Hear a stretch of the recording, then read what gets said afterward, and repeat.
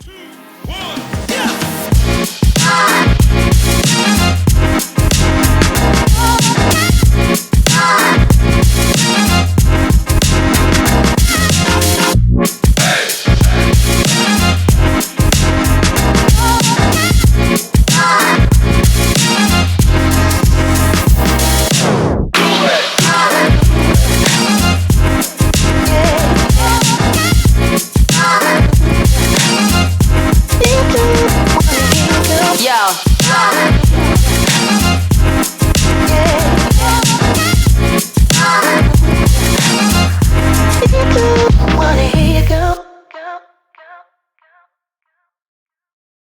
Good morning and welcome back to the Early Learning Lounge, your Monday morning reframe. I'm your host, Tammy Nucci, and I'm so glad you're here. If you've been following along, you might remember that I mentioned a special guest joining me this week. That special surprise guest is my daughter, Kiera, and she will be joining us, just not today. She's wrapping up her university midterms and has asked for a pause, which, of course, I fully embrace. And honestly, it couldn't align more perfectly with this week's reframe. Because today we're talking about busy, the new badge of honor, and how this mindset is shaping childhood, learning, and mental health. If you ask someone how they're doing these days, you often hear one word: busy.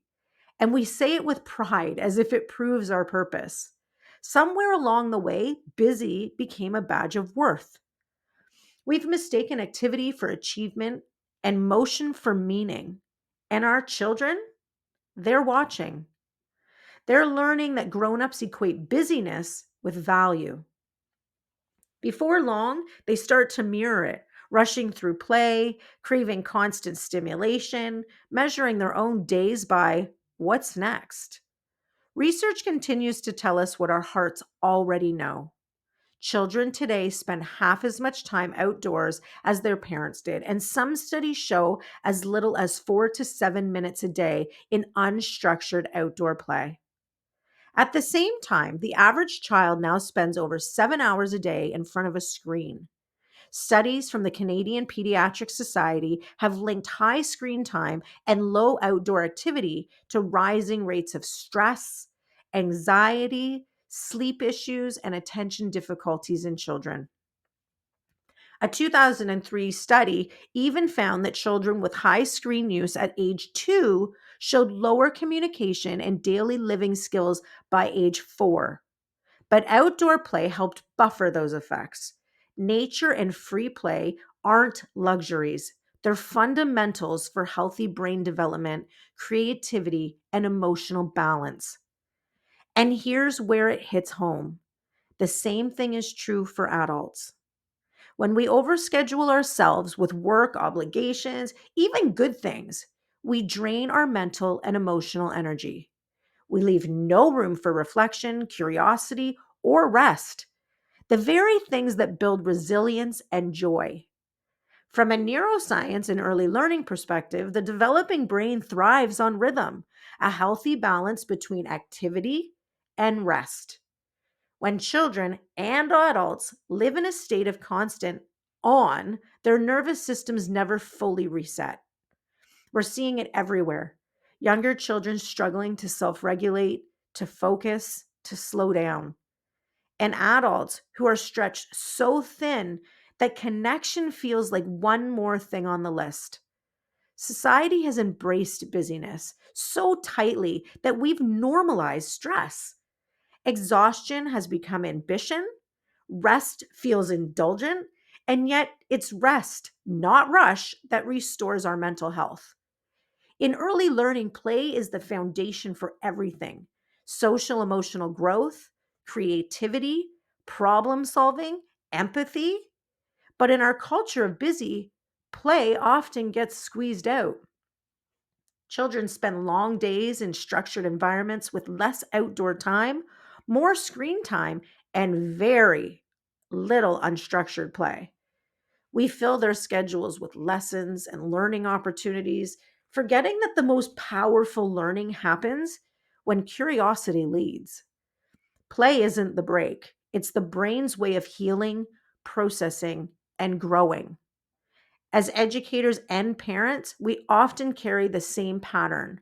We juggle expectations, deadlines, communication, and family life, believing that more doing means better leading. But children don't learn from our words, they learn from our energy. When they see us rushing, they rush. When they see us pause, they exhale. Our responsibility and our opportunity is to model balance, to show that slowing down isn't giving up, it's tuning in. This week, I'm going to take my own advice. I'm giving my daughter the space she needs to pause, rest, and reset after a busy exam season, because that's what we all need sometimes, permission to step back. And later this week, she'll join me for a bonus episode where we'll have an honest conversation about what it's like to grow up in this fast paced world and how we can find our way back to balance. So here's this week's reframe. Busy is not the badge, balanced is. Children don't need more from us. They need us to be present with them, to slow the world down long enough to see it through their eyes.